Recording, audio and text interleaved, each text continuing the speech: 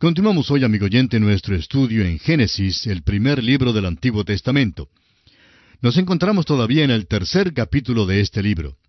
Al concluir nuestra lección anterior, notamos el hecho de que al repetir Eva el mandamiento de Dios con respecto al árbol de la ciencia del bien y del mal, añadió las palabras «ni le tocaréis», las cuales no fueron pronunciadas por Dios cuando dio el mandamiento original. Hoy comenzaremos nuestro estudio considerando el hecho de que la serpiente niega la palabra de Dios. En los versículos 4 y 5 de este capítulo 3 de Génesis leemos: «Entonces la serpiente dijo a la mujer: No moriréis, sino que sabe Dios que el día que comáis de él, serán abiertos vuestros ojos y seréis como Dios, sabiendo el bien y el mal». Quisiéramos cambiar un poco la fraseología para aclarar esto un poco más. En vez de las palabras «no moriréis», él dijo «ciertamente no moriréis». Ahora esa es una imposibilidad absoluta, porque está dudando del amor y la bondad de Dios. Si Dios es bueno, pues ¿por qué le puso una restricción? Y entonces duda de la justicia de Dios y de su santidad al decir que ciertamente no morirán. Y promete a Eva que ella y su esposo llegarían a ser como dioses ellos mismos. Ahora notamos también que la mujer añadió a la palabra de Dios. Y hoy existen aquellos que quitan de la palabra de Dios, y Dios ha amonestado en cuanto a eso. Existen también las sectas que añaden a la palabra de Dios, y Dios también ha amonestado contra tal práctica. Hay quienes dicen que somos salvos por la ley. Otros dicen, sí, somos salvos por la fe, pero añaden algo para que sea por la fe más alguna obra. En el Evangelio según San Juan capítulo 6 versículo 29 dice: «Respondió Jesús y les dijo: Esta es la obra de Dios, que creáis en el que Él ha enviado». Cuán importante es ver esto, porque Satanás contradice tan sutilmente a Dios y sustituye su propia palabra por la palabra de Dios.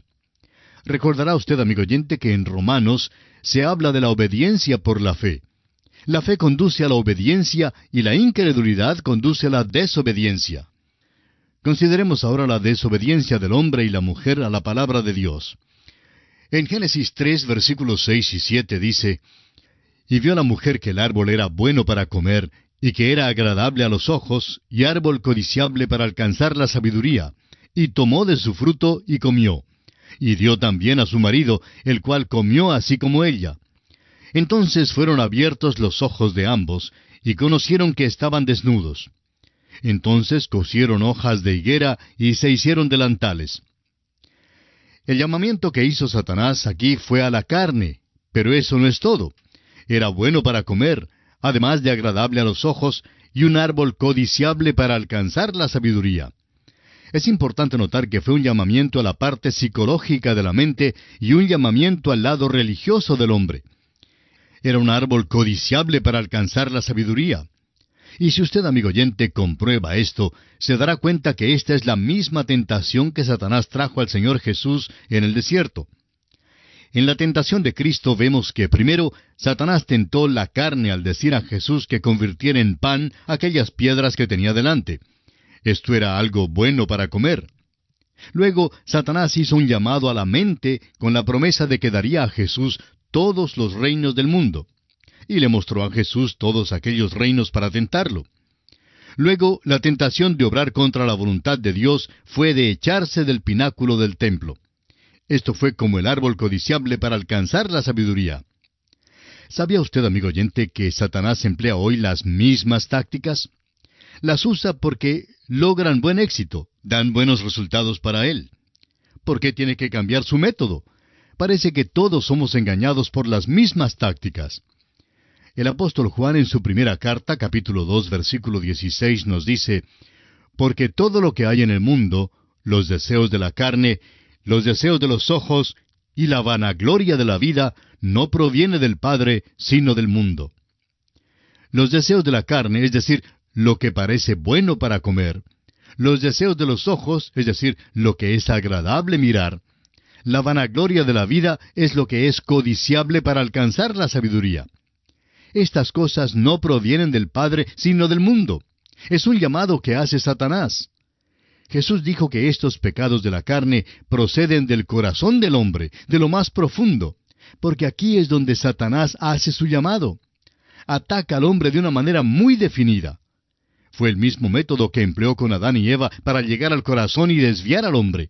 Y lo hizo. Tuvo éxito. Les dijo que conocerían el bien y el mal. ¿Y qué pasó? Pues que sus ojos fueron abiertos. Esa es la conciencia. Porque el hombre no tenía conciencia antes de la caída. Era inocente, y la inocencia desconoce la maldad. Pero ahora cada uno de nosotros tenemos un acusador que vive dentro de nosotros. Los psicólogos dicen que todos tenemos lo que ellos llaman un complejo de culpa. Un destacado psicólogo cristiano dijo en cierta ocasión que el complejo de culpa es una parte del hombre tanto como lo es su brazo derecho, y que no se puede quitar el complejo de culpa por medios psicológicos, de la misma manera que no se puede quitar el brazo a menos que sea amputándolo. Notamos ahora que nos dice este pasaje que conocieron que estaban desnudos. Aquellas hojas de higuera que ellos tomaron les encubrió, pero no les cubrió de veras. No confesaron su pecado y culpa, sino que simplemente trataron de encubrir su pecado. Notemos ahora que Dios desea la comunión con el hombre. Los versículos 8 y 9 de este capítulo 3 dicen: Y oyeron la voz de Jehová Dios que se paseaba en el huerto al aire del día. Y el hombre y su mujer se escondieron de la presencia de Jehová Dios entre los árboles del huerto. Mas Jehová Dios llamó al hombre y le dijo: ¿Dónde estás tú? ¿Se ha fijado usted, amigo oyente, que el árbol que se menciona aquí específicamente es la higuera? Se nos dice que ellos cosieron hojas de higuera. Y a propósito, el árbol de la ciencia del bien y del mal no fue manzano, como dicen algunos. No sabemos qué clase de árbol fue. Pero cosieron hojas de higuera. No estaban listos para admitir su condición perdida. Y esa es precisamente la condición del hombre en nuestros días en lo que respecta a su religión. Lleva a cabo los ejercicios y rituales y se hace miembro de la iglesia y llega a ser muy religioso. Pero, ¿ha notado usted que Cristo maldijo la higuera? Eso es muy interesante. Y a propósito, Él denunció la religión inmediatamente después de eso. Y la denunció con todo su ser. Y es que, en esta tentación, Satanás quería interponerse entre Dios y el alma del hombre. En otras palabras, quiso destetar al hombre de Dios. Quiso ganar al hombre para él mismo, y él mismo quiso convertir al hombre en un Dios. Las tentaciones de la carne que nos llaman tanto la atención no le habrían llamado la atención a Adán. No fue tentado a robar, ni a mentir, ni a codiciar, sino a dudar de Dios.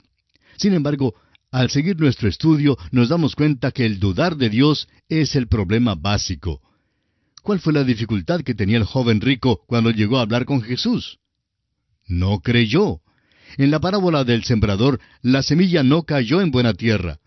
La cizaña que se menciona en otra parábola es el producto de la incredulidad. Satanás siempre siembra esta duda en cuanto a la palabra de Dios y todavía lo hace en nuestros días. ¿Cuál es el método que emplea Satanás para conseguir que dudemos de Dios? Primero, Adán y Eva vieron que era bueno para comer, y luego que era agradable al ojo y que era codiciable. Satanás obra desde afuera hacia adentro, del exterior hacia el interior. Dios siempre comienza con el corazón del hombre. ¿Se ha dado usted cuenta de eso, amigo oyente? La religión es algo que se puede frotar al exterior, pero Dios no comienza con la religión, y es necesario que hagamos una distinción aquí. El cristianismo no es una religión. El cristianismo es Cristo mismo. Hay muchas religiones, pero el Señor Jesús llegó al fondo del problema. Él dijo: «Os es necesario nacer de nuevo». Cuando Él habló con los fariseos, que eran muy religiosos en lo exterior, les dijo que limpiaran lo de afuera del plato. Les dijo que eran como el mausoleo, bello desde afuera con el mármol y flores, pero lleno de los huesos de muertos por dentro. ¡Qué ilustración! Notamos también en este pasaje que dice que los ojos de ellos fueron abiertos. Esa es la conciencia. Conocieron que estaban desnudos. En realidad, amigo oyente, las hojas de higuera no son una nueva moda. Los hombres todavía asisten a la iglesia y llevan a cabo los ejercicios religiosos y hacen buenas obras. ¿Qué pasó, pues? Cuando oyeron la voz del Señor Dios en el huerto, huyeron de Dios. Amigo oyente, la religión separa al hombre de Dios. Adán está perdido y es Dios quien le busca, y no el hombre quien busca a Dios. Note usted que no hay confesión de parte de Adán. Desde el versículo 10 hasta el versículo 12 leemos lo siguiente. Y él respondió, oí tu voz en el huerto y tuve miedo porque estaba desnudo, y me escondí. Y Dios le dijo, ¿quién te enseñó que estabas desnudo? ¿Has comido del árbol de que yo te mandé no comieses? Y el hombre respondió, la mujer que me diste por compañera me dio del árbol y yo comí. Entonces Jehová Dios dijo a la mujer, ¿qué es lo que has hecho? Y dijo la mujer, la serpiente me engañó y comí. Lo importante aquí no es notar que el hombre inculpó a la mujer, sino que no hizo confesión de su pecado. Cuando Dios le pregunta a la mujer, notamos que ella también le echa la culpa a alguien más. Pero vemos aquí que el hombre, esta criatura que Dios ha hecho, se ha desviado de él, y Dios tiene que arreglárselas con él. Y entonces tiene que juzgarlo. Y esto nos conduce a la consideración del plan de Dios para el futuro. El versículo 14 de este tercer capítulo de Génesis dice, y Jehová Dios dijo a la serpiente, por cuanto esto hiciste, maldita serás entre todas las bestias y entre todos los animales del campo, sobre tu pecho andarás y polvo comerás todos los días de tu vida. Ahora, todo lo que podemos decir en cuanto a esto es que la serpiente ciertamente no fue una criatura escurridiza de esas en que pensamos hoy día. Fue diferente al principio. Y Dios entonces pronunció este juicio sobre ella. Dios sigue y pronuncia una sentencia sobre Satanás que tiene un efecto tremendo sobre el hombre. Y aquí hay un versículo que debiéramos aprender de memoria. En realidad es la primera profecía en cuanto a la venida del Mesías, el Salvador del mundo. Este es el versículo 15 de este capítulo 3 de Génesis, y dice así, y pondré enemistad entre ti y la mujer, y entre tu simiente y la simiente suya. Esta te herirá en la cabeza, y tú le herirás en el calcañar. Existe enemistad entre Satanás y la mujer. Su semilla que había de venir es Cristo. Hay una seguridad aquí de que se alcanzaría la victoria final. Pero nos preguntamos si el pensamiento sobresaliente que se expresa aquí no es en realidad la larga y continua lucha. Revela el hecho de que ha de ser una lucha prolongada entre el bien y el mal. Y eso es exactamente lo que encontraremos a través de nuestro estudio de las Escrituras. Por ejemplo, el Señor Jesús, en su día, hablaba de esta misma lucha que todavía continúa. En el Evangelio según San Juan, capítulo 8, versículos 44 y 45, leemos, vosotros sois de vuestro padre el diablo, y los deseos de vuestro padre queréis hacer. Él ha sido homicida desde el principio, y no ha permanecido en la verdad, porque no hay verdad en él. Cuando habla mentira, de suyo habla, porque es mentiroso y padre de mentira. Y a mí, porque digo la verdad, no me creéis. Y en su primera epístola, capítulo 3, versículo 10, Juan hace mención de este mismo conflicto. Dice, en esto se manifiestan los hijos de Dios y los hijos del diablo. Todo aquel que no hace justicia y que no ama a su hermano, no es de Dios. Encontramos pues aquí ante nosotros el hecho de que hay un conflicto, una lucha, dos semillas en el mundo. Pero notamos también que habrá una victoria final. Sin embargo, aquí se enfatiza lo prolongado de la lucha. Todos tenemos que enfrentarnos con la tentación y hay que ganar la victoria. Antes de que Cristo viniera, la victoria se obtenía por la obediencia a la fe.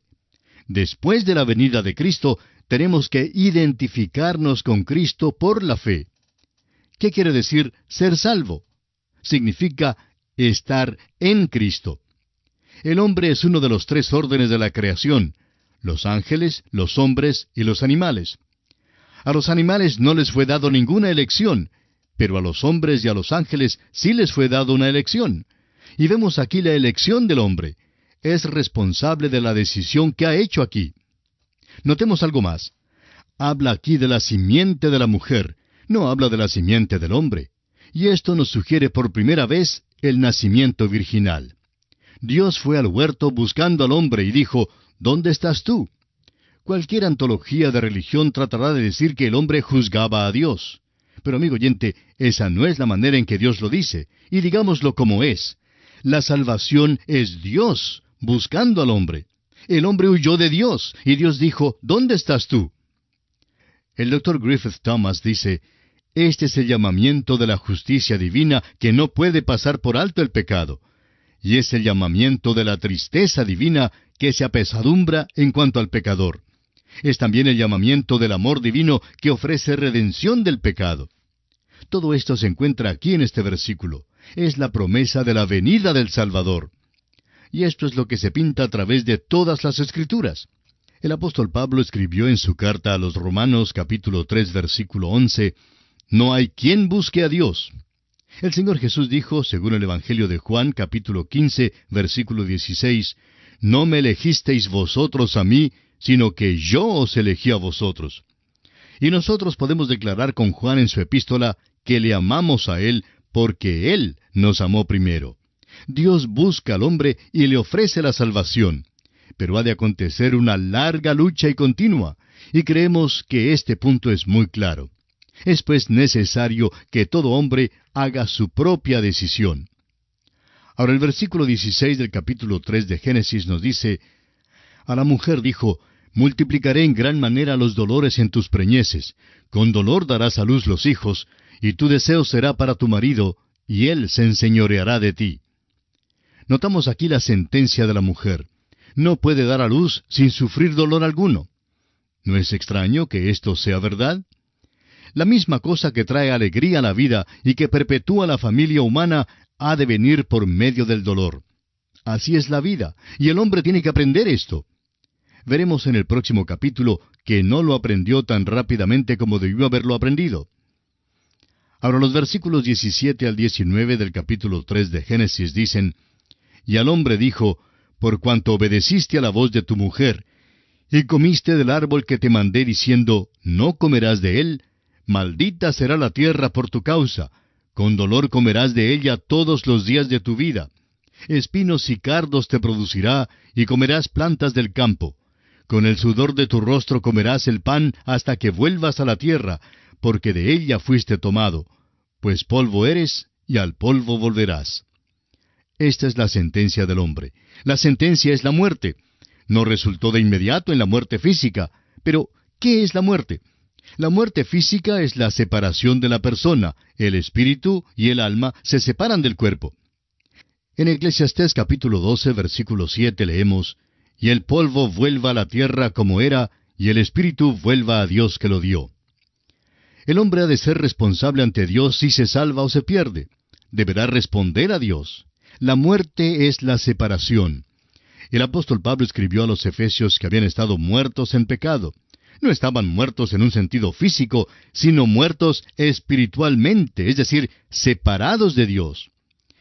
En la parábola maravillosa del Hijo Pródigo, que nuestro Señor Jesucristo contó acerca del hijo menor que se alejó de su padre, notamos que cuando regresó el hijo menor, el padre dijo al hijo mayor, «Porque este mi hijo muerto era, y ha revivido». ¿Muerto? El hijo menor no estaba muerto físicamente, pero había estado separado del Padre, y estar separado del Padre significa exactamente eso, muerto. Sí, estaba muerto. Recordemos también las palabras de Jesús a Marta y María, hermanas de Lázaro. Le dijo Jesús, «Yo soy la resurrección y la vida. El que cree en mí, aunque esté muerto, vivirá. Y todo aquel que vive y cree en mí, no morirá eternamente». El que cree en mí, aunque esté muerto. Aquí Jesús habla de una muerte espiritual, estando separado de Dios. Tal persona puede nacer de nuevo y entonces revivir. Por tanto, Adán murió espiritualmente en el momento que comió del fruto. Esa es la razón por la cual huyó de Dios y por eso mismo cosió las hojas de higuera. Y aquí tenemos que detenernos por hoy. En la continuación de este estudio volveremos en nuestro próximo programa y esperamos que usted nos vuelva a sintonizar. Será pues, hasta entonces, que el Señor le bendiga, es nuestra ferviente oración.